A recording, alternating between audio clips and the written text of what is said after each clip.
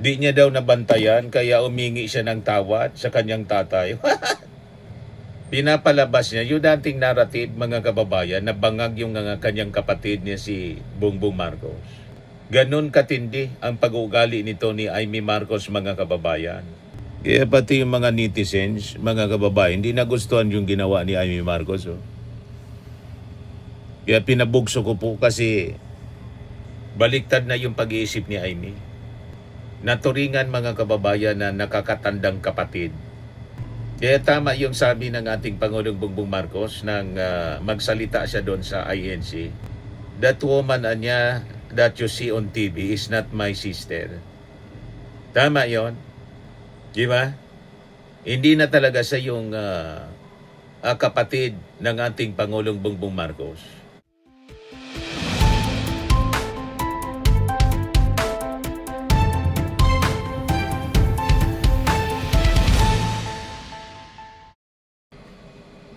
Hello po mga kababayan, si Dante Maravillas. Wala na talaga itong si Senator Amy Marcos, mga kababayan. Lubusan na siyang kinain. Nilamo ng masamang politika ng Duterte. Imagine, mga kababayan, mantakin po ninyo. Ginamit pa niya yung Semana Santa. Ngayon, Lunes Santo, di ba? Ginamit pa niya para patuloy na siraan yung kanyang sariling kapatid. Gumawa ng video. Akala ko kung ano yung pinaplug niya na programa para sa Semana Santa. Yan, pagsisisi at pagpapatawad mula kay Senator Amy Marcos. Part 1, Holy Monday, March 30. Part 2, Holy Tuesday, March 31. Yung pala, gagawa siya ng short video na malamang directed by Daryl Yap para siraan yung ating Pangulong Bongbong Marcos na sarili niyang kapatid. Ganon katindi ang masamang impluensya, mga kababayan, ng politika ng mga Duterte sa pag-ugali po ni Amy Marcos. Ganon nalason yung mismong pagkatao po ni Amy Marcos. Pakinggan po ninyo itong kanyang ginawang video. Talagang kasuklam-suklam. Nagdrama pa. Ginamit pa yung kanyang tatay. Talaga ba niya, Mr. Maravillas? Anak siya ng kanyang tatay? Iwan ko po, mga kababayan, kasi may mga lumalabas na kwento-kwento. Ito po, pakinggan ninyo yung mga pinagsasabi ni Amy Marcos sa kanyang video na malamang directed by Daryl Yap. Ito po. Buhay pa yung tatay ko. Ganitong panahon ng magsisemana Santa, nawawala na yun. Pupunta yun sa bundok, diyan sa tuktok ng mga bundok ng Cordillera. May mga retreat house. Hindi ko alam, Jesuit ba yun? Dapat nito pabaliktarin natin. Ganyan. Tapos magre-retreat yun, mawawala ng 1 linggo. Kasi baliktad na yung utak ni Amy. Ako, kasi ang alam ko, Pabugsokin natin. nagbabakasyon yung ibang pamilya, sama-sama sila buong Holy Week. Bakit kami? Nawawala yung ama naman namin.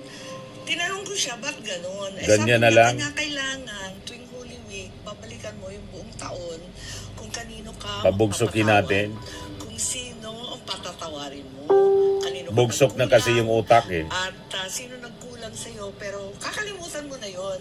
Tapos, hihingi ka ng guidance sa Holy Spirit na kung paano gagawin na mas okay ka sa susunod. Hindi Holy Spirit ang nag-guide sa kanya, kundi evil spirit. Kahit bata pa ako, Puro isipin kasamaan. mo rin, who do you have to forgive? Who do you have to ask forgiveness from? Kasi Holy Week. At yun daw ang dapat iniisip lagi. Ngayon, iniisip ko na ang dapat ihingi ko ng tawad sa tatay ko, ihingi ko ng tawad na hindi ko nagampanan. Yung utos niya, yung habilin niya, paulit-ulit. Hindi lang naman nung tumanda siya at mamamatay na.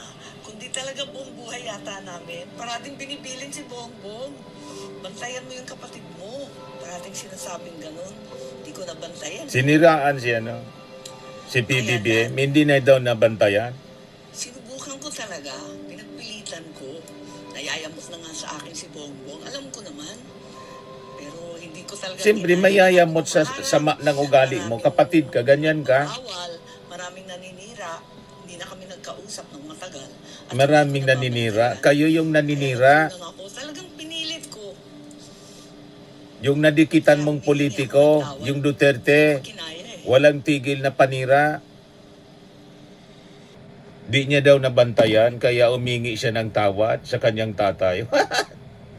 Pinapalabas niya yung dating narrative, mga kababayan, na bangag yung kanyang kapatid niya si Bongbong Marcos. Ganon katindi ang pag-uugali nito ni Amy Marcos, mga kababayan. Kaya pati yung mga netizens, mga kababayan, hindi nagustuhan yung ginawa ni Amy Marcos. Oh. Kaya pinabugso ko po kasi baliktad na yung pag-iisip ni Amy. Naturingan, mga kababayan, na nakakatandang kapatid.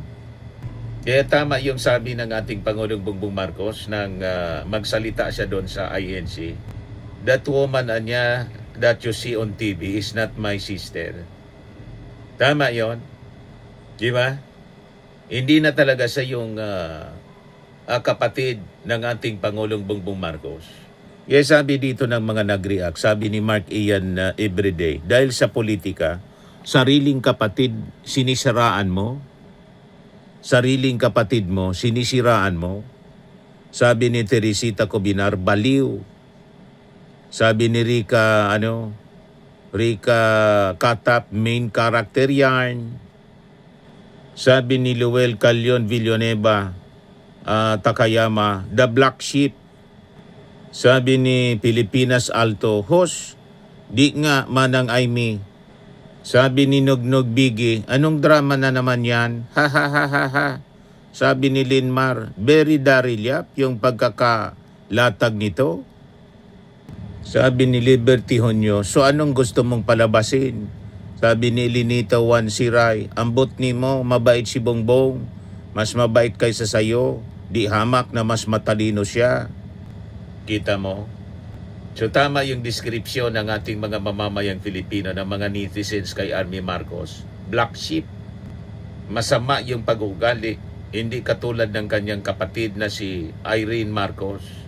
Sana nga, mga kababayan, si Irene Marcos magbago yung isip at sumabak sa politika. Walang hilig kasi sa politika si Irene Marcos. Si Irene Marcos, mga kababayan, siya yung nakuha yung talino ng kanyang tatay na si dating Pangulong Ferdinand Idralin Marcos Sr. at kamukhang-kamukha ni Bongbong Marcos. At yung kabaitan, mga kababayan, nakuha kay Bongbong Marcos.